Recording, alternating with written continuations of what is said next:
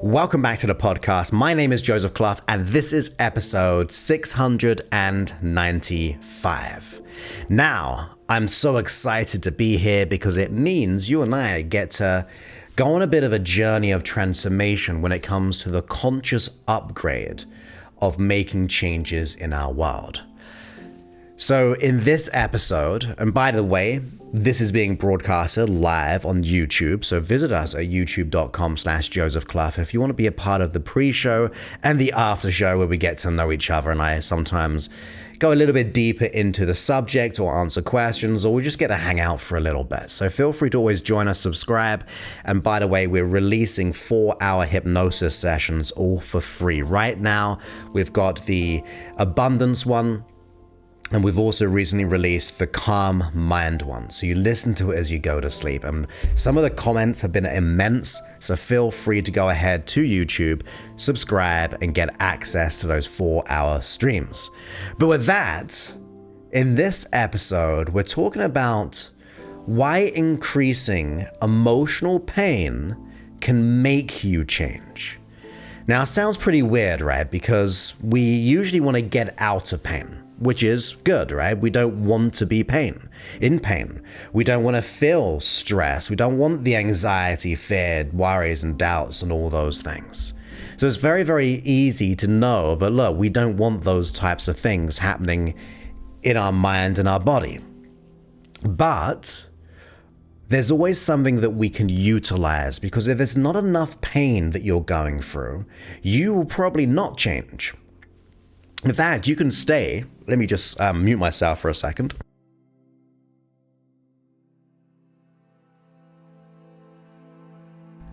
Sorry for those on the podcast. I had to cough for a second. And for the live stream. But staying in this, let's put it this way. So let's say on the far, far left, you have your heaven.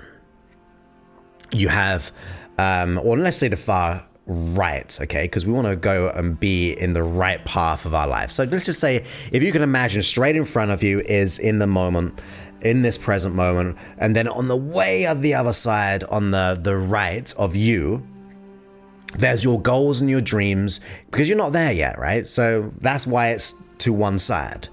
And then on the other side, let's say the left in this scenario, would be the pain that we're in. Now, we always try to get out of pain so we can just be okay. But the problem of just being okay means that you're in like this no man's land. So when you have, say, anxiety, worry, fear, and doubt, what is the first thing that you do? Well, we naturally try to stop it. So we may get out of a situation. We might not go into work that day. We might cancel that coaching call. We might kind of put things off. If things get really, really bad, we may even start to self-medicate. We start to sedate ourselves from that anxiety, from that fear, from the imposter syndrome. So we immediately try to stop that pain. But that pain is a signal. That pain is something that is trying to tell us something. Now, on the one hand, I don't want you to wallow in anxiety. I don't want you to experience continued fear. But if you keep on just living in this no man's land of like, it's not great, it's not comfortable, it is a little bit comfortable, it's a little bit kind of normal, we actually start to normalize our experience. So whether we sedate it, we run away from it, or we just live in this no man's land, you will never, ever, ever, ever change, because there's no reason to change.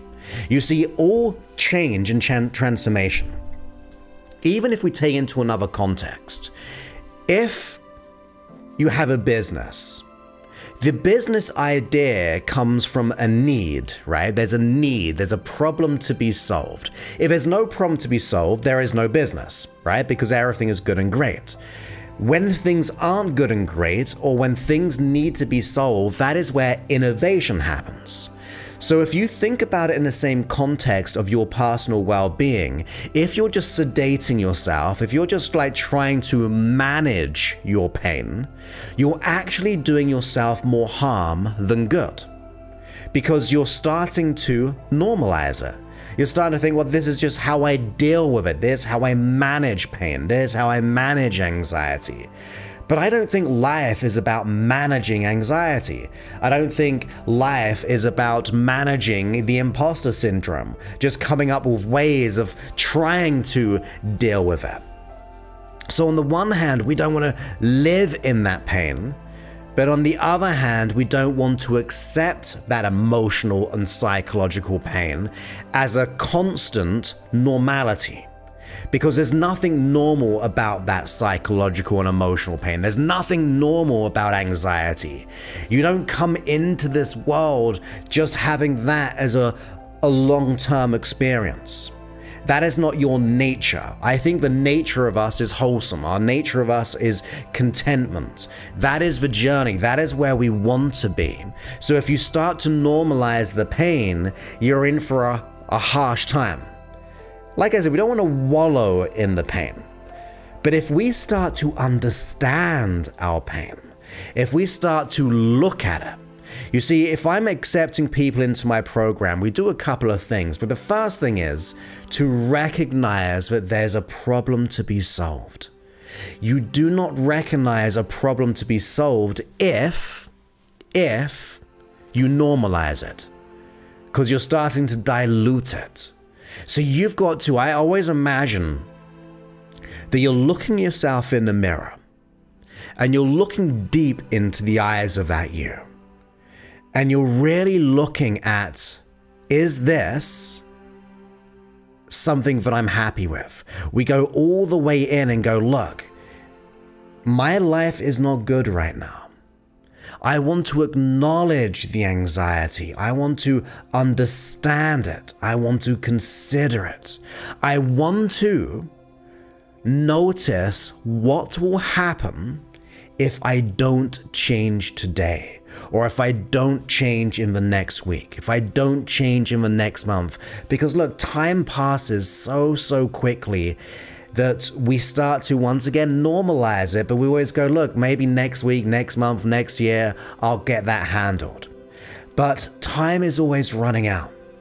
So really look in the mirror, way up, write down all the reasons of all the reasons of what will happen if you remain in this pain. And I go deep into it because I'm not scared of that, because I need to know the consequence of not changing. I want to go, do I really want to live with anxiety for the rest of my life? If I had children, I'd probably be asking myself the question, do I want my children to model me and soak up how I experience? Because you might be going, look, Joseph, don't worry, they don't know. They know. Unconsciously they know, because you are unconsciously always communicating to those in your vicinity. We can change it for like your boss. You might be thinking, well, my boss doesn't know, but intuitively they will know. It might be with your clients. Intuitively, they will know, because 93% of all communication is unconscious. Only 7% is the words that we use. So our physiology and our tonality make up for the rest of that. So if you're communicating unconsciously this fear and doubt, we've got to think of the consequence of that. So we can put it in the category of people. How does it affect people if we stay the same? Once again, children, friends, family, clients, customers, employees, colleagues, customers or clients, if I said that or not, or bosses, all of those things. They're going to have an effect if we stay the same, and that should scare us. Like, it really should scare us to change. It will make us change if we start to acknowledge it and go, oh my goodness, I cannot keep bearing this and sedating myself or just managing my pain. The other thing I look into is duration. If I stay the same, let's just say, and there's one of the reasons why I wanted to change. I used to, although it wasn't really around back then as a label, but I used to feel like an imposter. I never felt comfortable in my own skin. I always felt worry, anxiety, and fear. That dread in my bones and in my muscles, in my face, the blushing. what I used to do is imagine what would happen if I stayed this way for the next 5 years of my life. And I would calculate, here's where I really go weird into it. I calculate the hours that I spend in pain. Now you might go, well, it's only 1 hour a day, Joseph. Well, that's 365 hours a year. If you do the maths on that, times it by 5 or 10 or 20 years, then that is so much wasted pain of time being lost, but also think of the toll on your neurology. And that's just 1 hour, and we usually downplay it because we're sedating ourselves. The chances are that we are living in a constant state beneath the surface of that worry, doubt, and anxiety and the imposter syndrome, the belief that we're not enough or worthy. It's gotta be there as a constant because it's a belief system about ourselves. It's a reaction to ourselves. So if we just did the mathematics there, not only are we wasting time, missing out on opportunities, but think of the physical toll that anxiety, worry, and doubt has. Even the feeling of regret. Now, like I said, we don't want to wallow in it, but we have to wake up and notice it. We've got to go, oh my goodness, it affects those in my life, and it also affects my future. In the time that I have in this world, the stress that I have on my body, and how that's going to have an effect on me. Because things don't always just stay the same, they usually get worse. Why? Because the more we think, feel, and act in a behavior that we do not like anxiety, fear, worries, and doubts, and all those things, it bleeds over into other areas of our life. When it started maybe in your work, it can go into your relationship because it becomes habitual. Your unconscious mind is good at connecting the dots of things which are similar. So notice that, welcome it, don't wallow in it, but really wake up to the fact of the consequence, because that's going to be our leverage to change. Not only suggesting it to your unconscious mind to start getting the ball rolling, but also for you to go, I now get this. If I stay the same, these people in my life do not get the best value of me, or they might even model me and just do what I've always been doing. And then guess what? They may be passing that down to their children and their children. Sometimes we're operating from generations of limiting beliefs being passed down because people are always modeling us. Sometimes we've got to just be the person to stop that story and our trend. Now, the other thing I wake up and notice is opportunities missed. You see, what opportunities am I missing out on by having this pain that I try to sedate myself? Well, it could be career opportunities, promotions, so financial, and also success, the growth of our career. Look, we are people who want to be successful.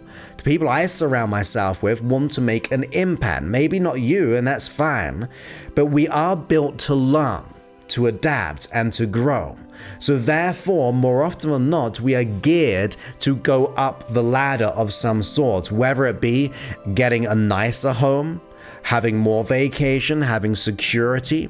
We always try to up-level our life, because we're learning creatures. So what are we missing out in those opportunities? And look, like I said, it doesn't have to be that pleasant, but we've still got to wake up to it. I don't want to be the bearer of bad news or really look in the mirror, but I think it's a disservice if you don't look. It's a disservice to let us, or for me, to not say anything, so you just stay in pain. That's not on my heart. That's not what I want to be able to be putting out into the world. I want to do it in a loving way because, look, I want you to know that you can have the life that you want. You can have the happiness and the freedom. You can have the success that you desire. I think it's all about strategy. That's all it is. Once you get the right strategy, the mindset will just transform. It's an art and a science. But you've got to get into your mind of the missed opportunity. Because now we're starting to see the reality of the situation, not the sedated version of the situation, not the thing that we just allow or to feel like it's normalized. Depression should not be normalized. Anxiety should not be normalized. Yeah, it should be normalized that we reach out for help. We shouldn't be like holding it in and pretending it does not exist, because that is what the sedation is. So I'm actually agreeing that it should be accepted that it's a human condition and that we got to reach out for help to make that change. But if you keep on holding it on the inside and just repressing it, we will stay in that pain. And then if we go 5, 10, 15, 20 years, 30 years, even if we've maybe not even got that long, maybe we have, who knows? But if I weigh up all the consequences of not changing, I will have to wake up if I really feel that and notice it, not to wallow in it, because once you get that, then you're going to start to do something about it. It's not about next month or next year. It's not about, well, maybe I'll start tomorrow. No, you go, I'm going to do something today. I'm going to look for an opportunity to change. I'm going to get the right help in my life so I can be free of this pain. It kind of reminds me of the Charles Dickens, is it A Christmas Carol? You got the ghost of the past, future, and is the other one just the present? Who knows? I can't remember. But if you know of it, he goes on this journey of consequences, of how things were, and it made him wake up. It made him change his ways. And it's a beautiful story. It's one of my favorite stories because it's a waking up to an epiphany that life doesn't have to keep on being repeated. We don't have to stay unhappy. We don't have to stay and have all the things happen and those consequences. And if you know this, I won't ruin the story, but there are consequences if he does not change in all of his life. So it's so important to wake up. It is so important to be looking in the mirror and going, look, I've got to change. I cannot be stuck and stay the same. I cannot feel this pain and just keep repressing it to make it a vicious loop. Because then the next part of the story is this. Because now we're not in no man's land of normality, that this is just who I am. You recognize the consequence. You recognize the fear, the worry, and all the missed opportunities. But go on another journey with me. Let's say you did something today. It may be in a short period of time. Now, if you work with people, I don't know how long it takes. Because I know counseling can take sometimes years to do so. But you could go down that route, got my route, 8 weeks, we let it go, other people, like books, whatever it is. But let's just say you did something. And in a short period of time, let's say 8, 9 weeks, maybe 5 weeks, 6 weeks, who knows, right? And you make that change just like that. You have the unconscious transformation that is needed. Now where will you be in 5 years' time? Having the most unstoppable confidence and self-certainty, the passion, the pure joy, the radiating of abundance, to recognize and know who you are as a way of being in this world, full of love, passion, purpose, all of those things. How does your family change? If you got children, what are they now modeling? It's a night and day contrast. You're giving them permission to transform. What about your employees, your colleagues, the bosses? How are they seeing something different within you, giving you more opportunities? Does that lead to more wealth? Does it lead to more success? See all the opportunities, you're now just going, yep, I'm worth that. I can charge that amount because I'm worth it. I'm of value. I can go for that promotion. Do you know what? That relationship, I know I'm going to choose the right person because I'm of value. I've learned from the past. Notice how you'd go and go for those opportunities. 10 years, 20 years. You might even be surpassing the other old way.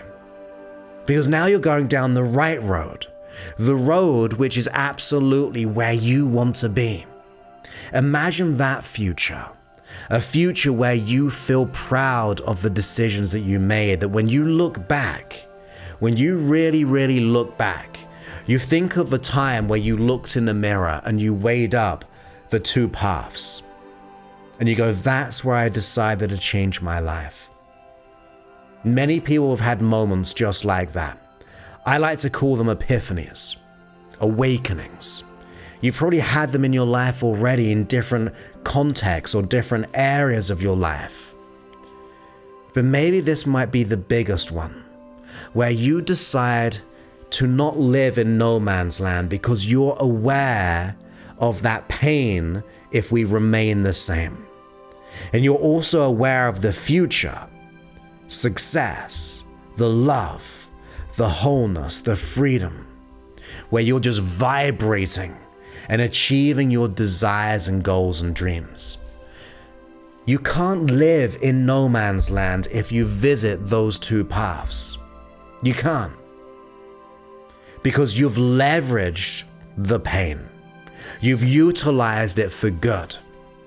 You're not sedating it. You're not running away from it. You're not keeping it held back. You are looking yourself in a mirror and going, I am ready to change. But I refuse to pass this on.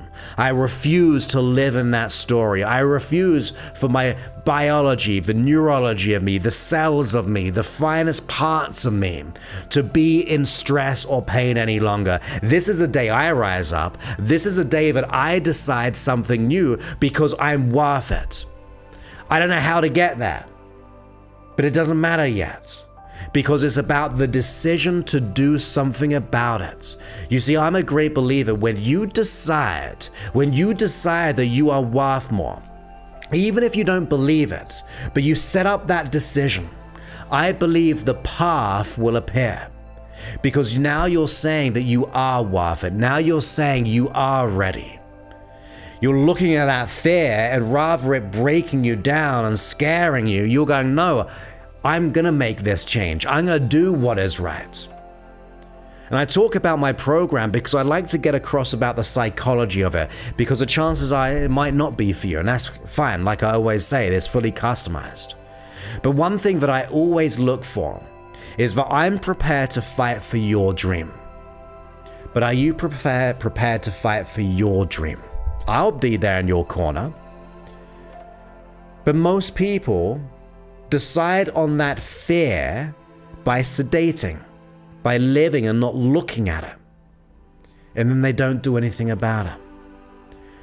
But those people I work with who transform their life, and I bet you anyone who's done anything great in the world, any innovation, any way of making a difference, even if it's to your child to show them the way, even if it's to your partner to be more loving and more connected, opening up, even in careers. You don't know how far the ripples go, by the way. You changing gives other people the permission to change. You really, really do. You don't know who you're changing. You don't know the effects. But if you wake up to them, if you consider them, if you notice them, if you start to decide on what is right, even when fear is screaming at us, even when you look at the mirror and you go, this is horrifying of the consequence. But in that moment of the horrifying awakening of knowing that my life is not where I want it to be right now, but I'm also not prepared to live in it. I'm not going to give life to it. I'm not going to be more committed to it because I'm committed to my future. I'm committed to doing what is right over the fear. That, my friend, that is where you start to change. So leverage the pain. Make the pain make you move. Because life will never be the same again when you do. Don't let those doubts be something that scares you, but you suppress, repress. Utilize it. Allow it to be your leverage to go, I know my two paths. Now I get to choose which one I'm going to go down. Think about that. That's choice. You're not allowing that part to dictate you anymore. You're not allowing it to control you. You're not allowing people, the past, the events, and all the things you've ever been through to stop you being the real you. You refuse to give your power away to your problems. You refuse to give your power away to your fears. You refuse to give your power away to those who wronged you. Instead, you decide to prove to yourself that you are more than you could ever imagine. That one day you'll wake up having made that decision, having decided over the fear to what is right, where you go, I'm looking after my future self. And one day you will wake up to this. I really hope so. But there'll be a secondary awakening. And you know what that one is? That's when you wake up and you realize that you're whole, that you're worthy, that you're deserving, that you're capable. Not just to articulate it, not just to be conscious of it, but to know it.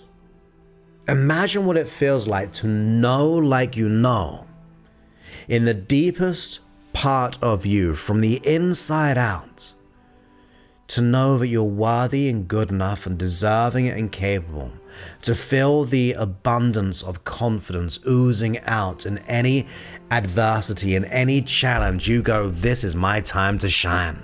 This is where I thrive. That resistance just makes me grow.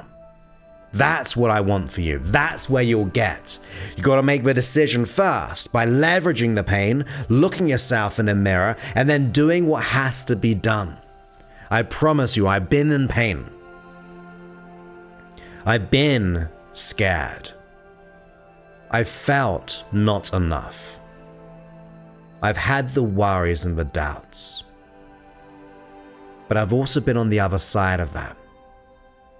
And I tell you what, if I carried on being that same person, I definitely would not be where I am today. I would not be speaking right now on this podcast and this live stream. The downloads, which we've hit like over 12 million now, just on the podcast, or a million and a bit, I think, on YouTube. All of those things. It didn't come into fruition by staying the same. It came from doing something about it. That's power. That's responsibility. That is the joy. That is the love. That is the greatness within you. That is the light within you. You see, remember, you only see the light in the darkness in a very profound way. And no matter how much more darkness goes into that place, there's always that light. There's always that light. And you are that light.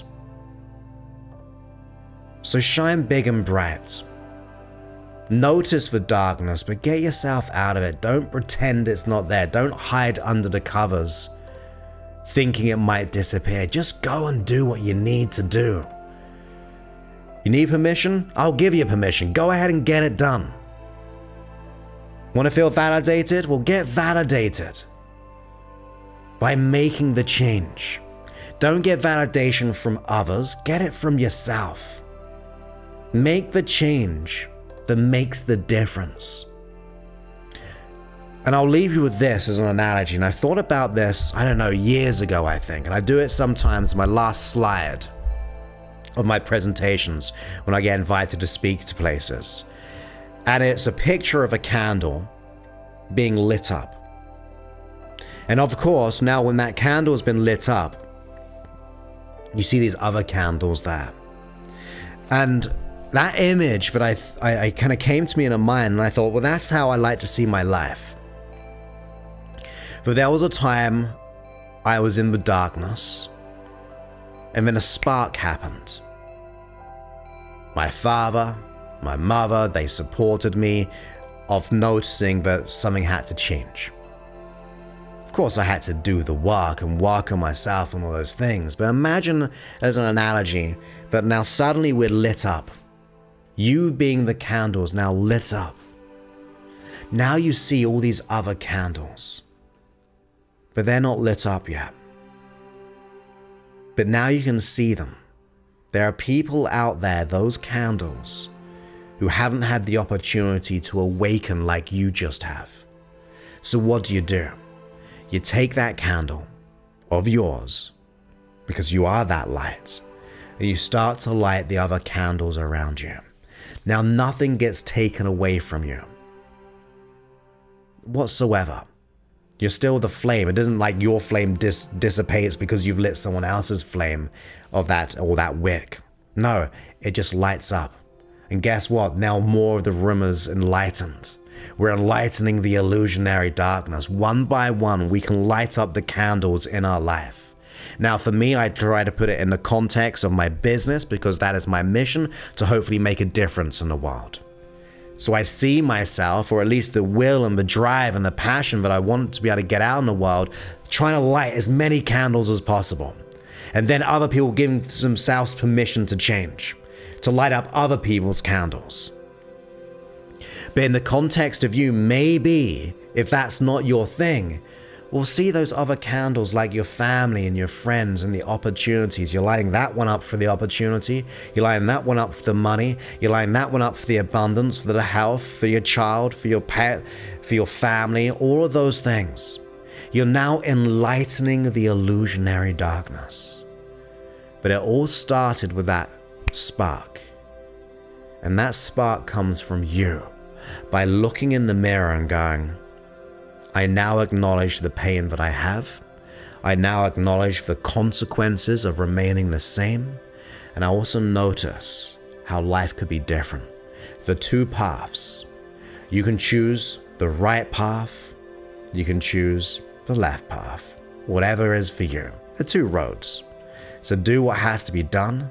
And let's go ahead and make this change. Now, of course, if you need help with that, but you're experiencing worries, doubts, and you feel like an imposter, but you're very career driven, you are maybe in business, like you got to be so decisive and so committed to work with us.